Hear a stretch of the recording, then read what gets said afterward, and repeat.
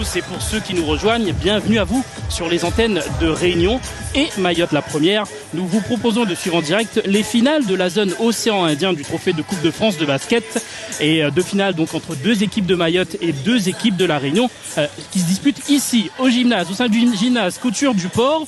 D'un côté, le BCD, les Tunisiens affrontent l'Étoile Bleue de Kawini. Ça c'est pour la finale masculine, ça se passera à 20h ici même.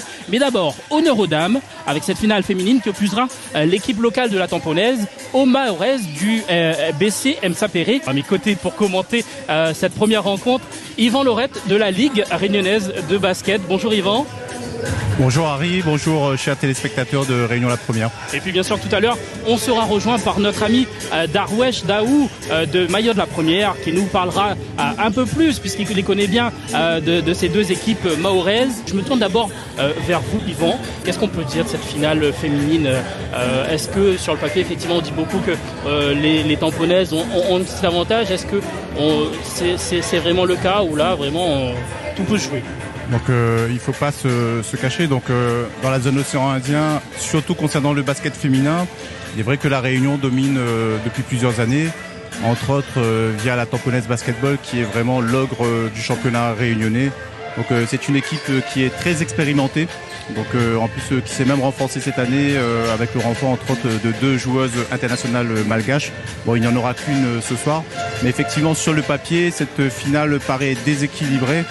Et à domicile, on verra si l'équipe de Mayotte a les ressources nécessaires pour lutter contre l'ogre tamponais. Bon, vous parlez de l'absence d'une des deux internationales au sein de la Tamponaise.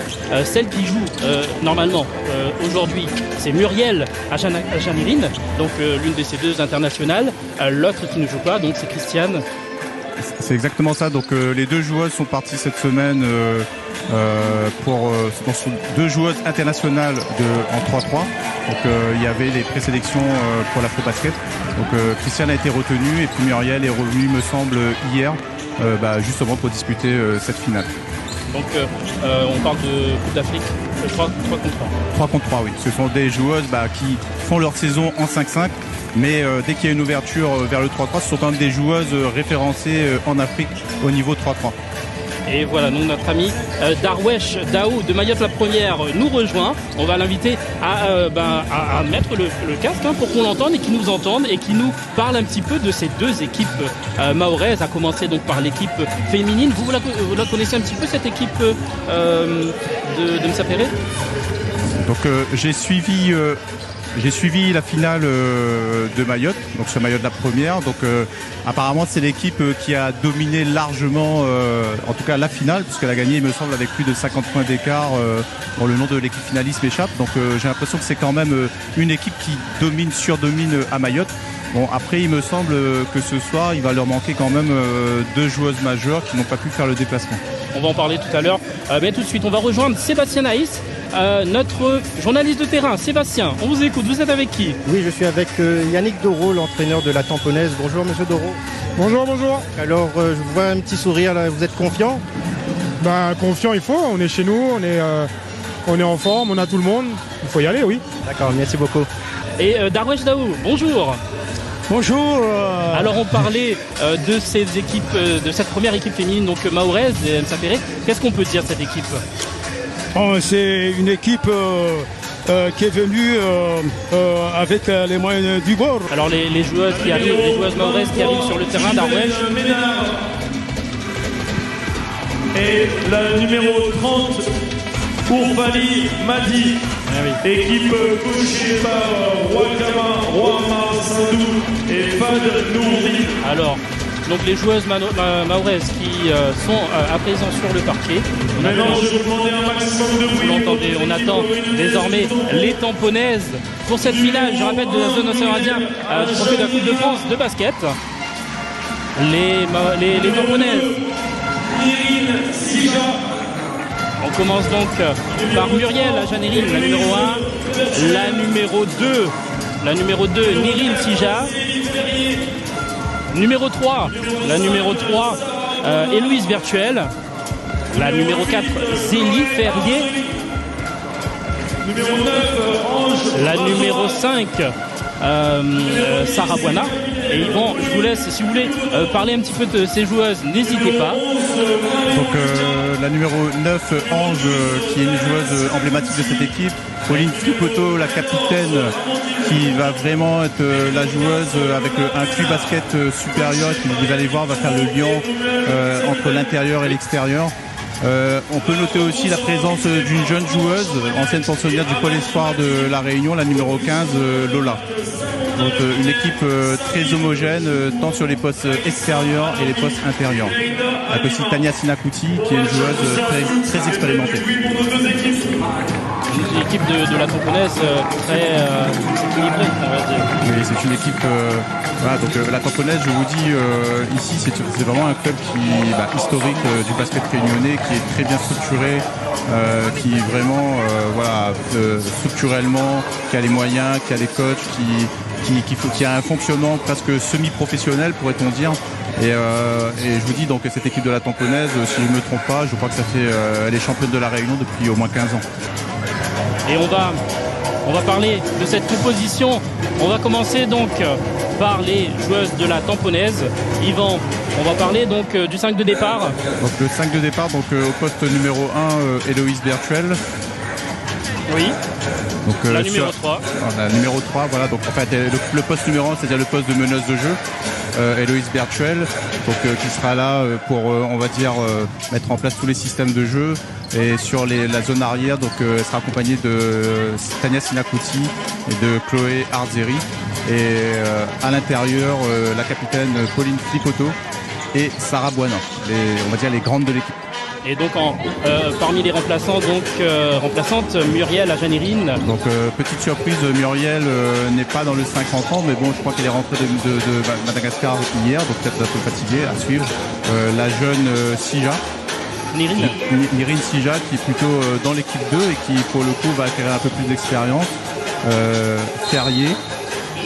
Oui, Zélise Ferrier, voilà. Effectivement. Zéline Ferrier, Ange, qui est une joueuse très expérimentée.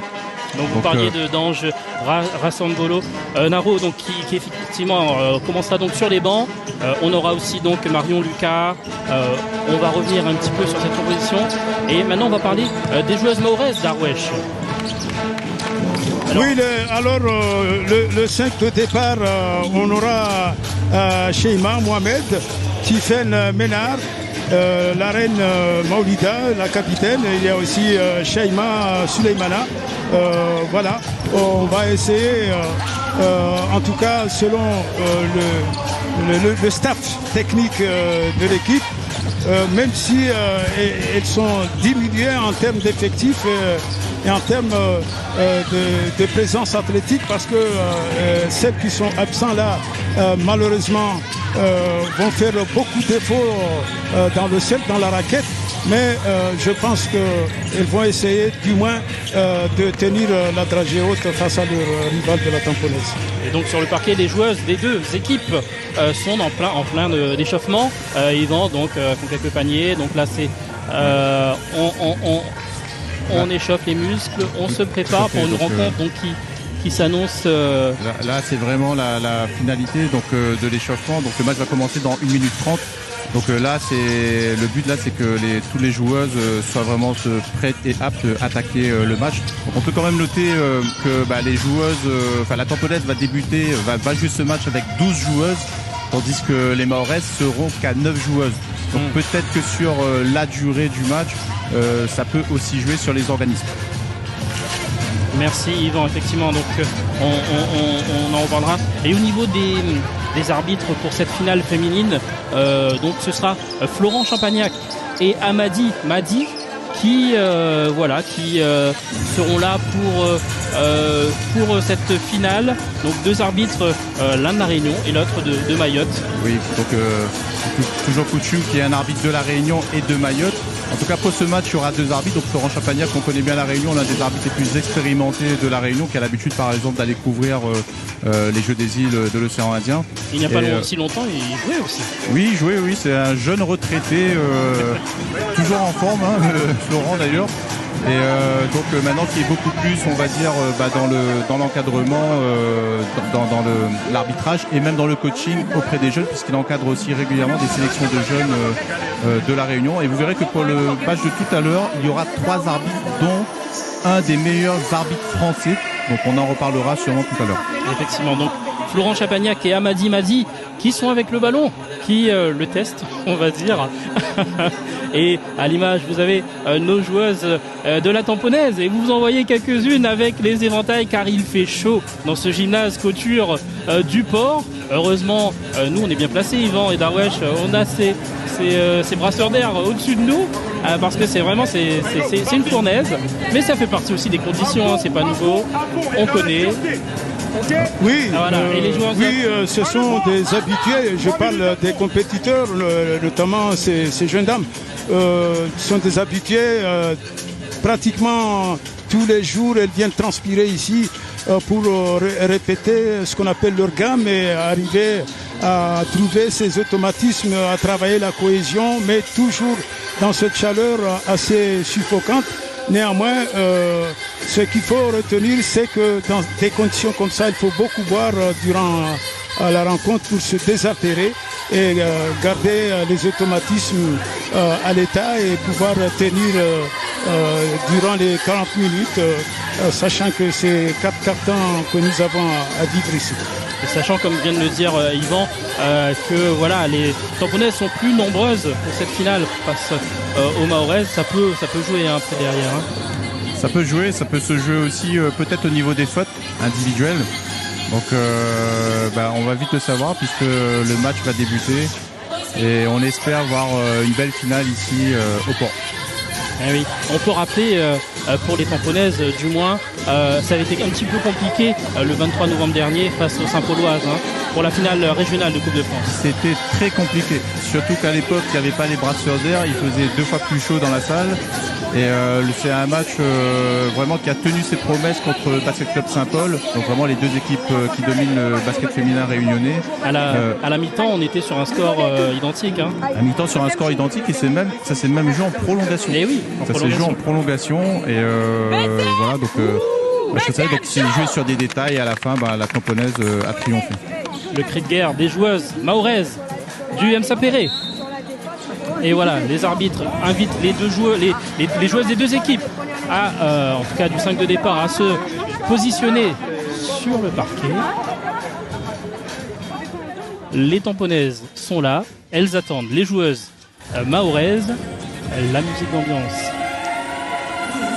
Alors on voit des Tamponaises un peu plus détendues, peut-être le visage un peu fermé des Mahoraises. Et cette composition des joueuses tamponaises, ça dit quelque chose sur la stratégie, sur comment elles vont débuter ce match?